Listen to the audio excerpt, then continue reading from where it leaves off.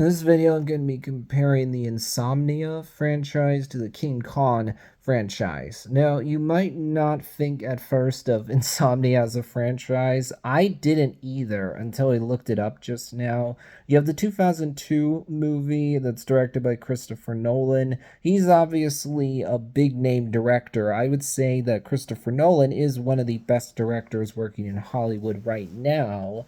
But it feels to me like Insomnia is one of the Nolan movies that isn't really talked about as much. It seems to me like pretty much every other Christopher Nolan movie, with maybe the exception of Following, is one that people actually talk about.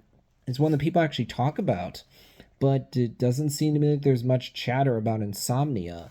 And what I realized just now when I looked this up is that Christopher Nolan actually remade this movie that was put out by a Norwegian studio in 1997 called Insomnia. I did not know that the 2002 movie Insomnia from Christopher Nolan is based on a 1997 movie called Insomnia, whereas King Kong is a franchise that's definitely more well known. People have talked about that one more. One of the big reasons why is because you have King Kong movies that are part of the monster verse, plus you have a TV show called Monarch King of the Monsters as well.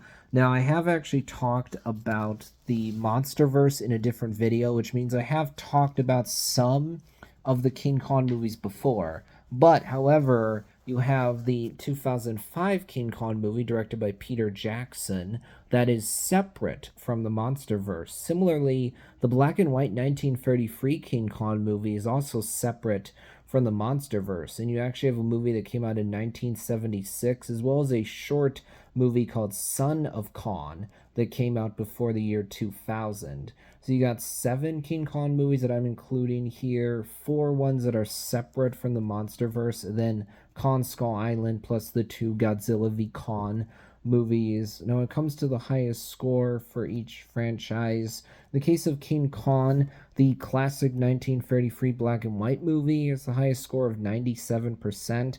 With Insomnia, man, both of these movies have great scores on Rotten Tomatoes. And actually, the Norwegian movie from 1997 has a higher score than the Christopher Nolan movie of 95%. Then when you look at lowest score, with Insomnia, the Christopher Nolan movie has just a tad bit of a lower score, but it still has a 92%, which is fantastic. In the case of King Kong, the movie Son of Kong only has a 42%. Then when you look at average score, King Kong has an average of 69, whereas Insomnia has an average of 93.5. Then when you look at gap between lowest and highest score, in the case of King Kong, you have a gap of 55, whereas if Insomnia, you only have a gap of 3. So Insomnia has won every round so far, thus it's going to win this debate regardless of my personal opinion. And in this case, I would actually easily choose King Kong. Part of that is because I haven't actually seen either Insomnia movie, but also part of that is because I watched a King Kong movie for the first time a long time ago, years back. So I definitely have more of an emotional connection to King Kong. Plus, actually, I'm pretty sure I have the 2005 movie on DVD. If I remember right, I actually watched the 1933 black and white movie for the first time within the past few years. I have not seen the 1976 movie or Son of Kong. I really enjoy King Kong 2005 overall. Is the movie too long? Yes, it is. Should the amount of time spent on the boat have been reduced? Yes, absolutely. It should have been reduced so we can get to the island quicker. It feels to me like it just takes a bit too long to get to the stuff that I want to see in a King Kong movie. But overall, I still actually like it. I think that there's definitely good acting here. There is a good story. It is stretched out too much, but the story's not bad. I like the action here. Is good music from composer Henry Shore, the same guy who did the score for the Lord of the Rings movies, which are also directed by Peter Jackson.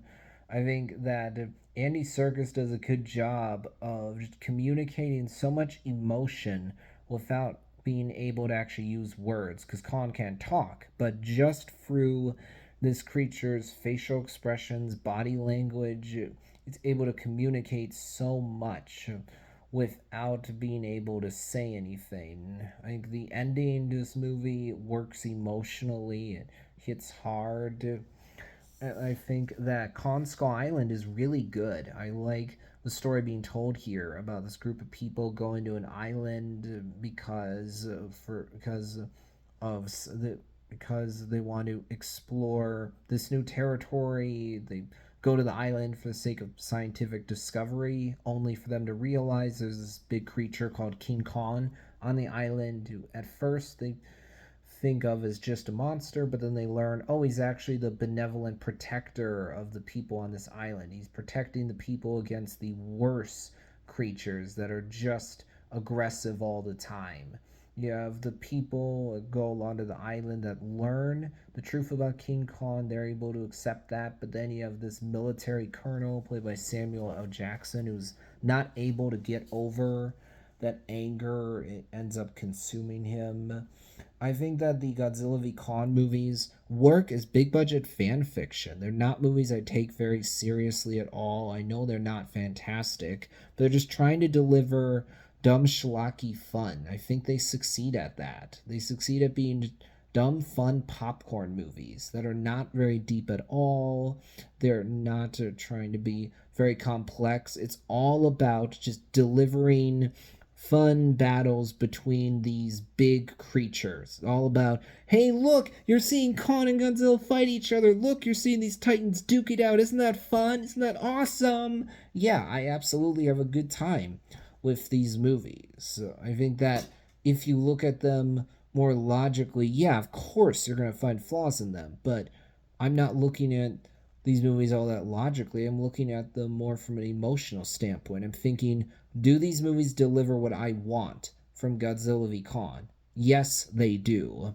When you get to Godzilla v Kong New Empire, you have things that don't make sense. Like, hey, wait a minute, why is the robot arm there? The mindset here is, hey, do you want to see Kong with a robot arm? Yes, I do. Well, then shut up. Stop asking questions. The robot arm's just there. Let's move on. If you think about it, you're like, wait a minute, there's so much destruction going on. How many people have died? A huge amount of them certainly have died, but yet people are not taking this very seriously at all.